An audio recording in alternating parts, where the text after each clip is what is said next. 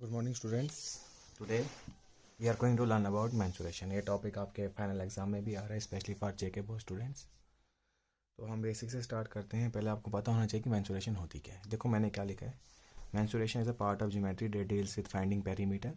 ये तो हमें पेरीमीटर पेरीमीटर निकालने के लिए हेल्प करता है। दूसरा एरिया निकालने के लिए, तीसरा वॉल्यूम निकालने के लिए। किसका? Plane figures and solid figures का। तो आपको पता होना चाहिए कि दो फिगर्स होते हैं हमारे पास, एक है प्लेन फिगर्स, दूसरा है solid figures. Talking about plane figures, it is also known as two-dimensional figures. Two-dimensional को शॉर्ट में 2D figures कहा जाता है. Then talking about solid figure, it is also known as 3D figures. 3D means three-dimensional. Two-dimensional क्या क्या होती है? जैसे लेंथ और ब्रेथ। 3 dimensions में लेंथ भी हो, ब्रेथ भी हो और हाइट भी हो।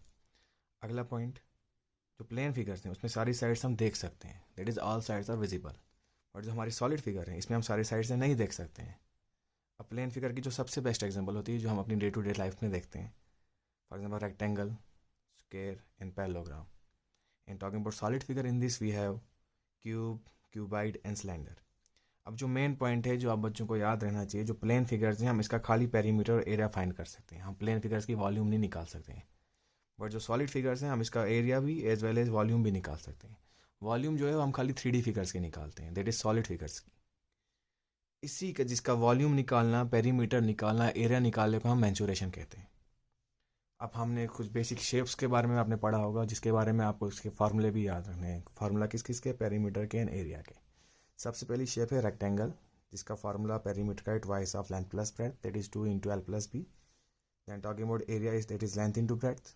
देन टॉकिंग अबाउट स्क्वायर, इसका पेरीमीटर होता है 4 into side and area is side into side. And circle, in circle we have perimeter is 2 pi r while area is pi r square.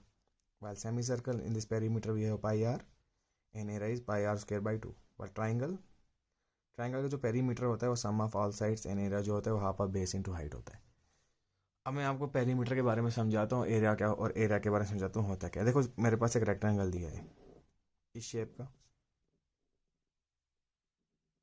Suppose मुझे इसका perimeter find करना है तो मैं करूँगा क्या, मैं इसकी सारी साइडों का सम करूँगा। और जो पेरीमीटर निकालना हो तो perimeter means distance around the boundary. कोई इसकी बाउंड्री है, अगर इसके अलॉन्ग मैं चलता हूँ और सारे डिस्टेंस को मैं सम करता हूँ तो उसको हम पेरीमीटर कहते हैं। अब टॉकिंग अबाउट एरिया, एरिया जो है जो हमारा बाउंड्री के अलॉन्ग रीजन कवर होता है, region enclosed along the boundary is known as area. ठीक है। एंड पेरीमीटर बता दिया मैंने आपको, हम जो बाउंड्री के अलॉन्ग डिस्टेंस कवर करते हैं उसको हम पेरीमीटर बोलते हैं। एंड जो डिफरेंट शेप्स एंड फिगर्स हैं उनका आपको पेरीमीटर भी याद होना चाहिए और एरिया भी याद होना चाहिए। और जो पेरीमीटर का यूनिट है that can be in metre, centimetre, but while in area, area का यूनिट जो है मीटर स्क्वायर और सेंटीमीटर स्क्वायर में होता है। बच्चे अक्सर गलतियां करते हैं यूनिट लिखने में, तो unit should be written properly. किसका यूनिट दिया है वो भी पता होना चाहिए। Now let's see the next topic.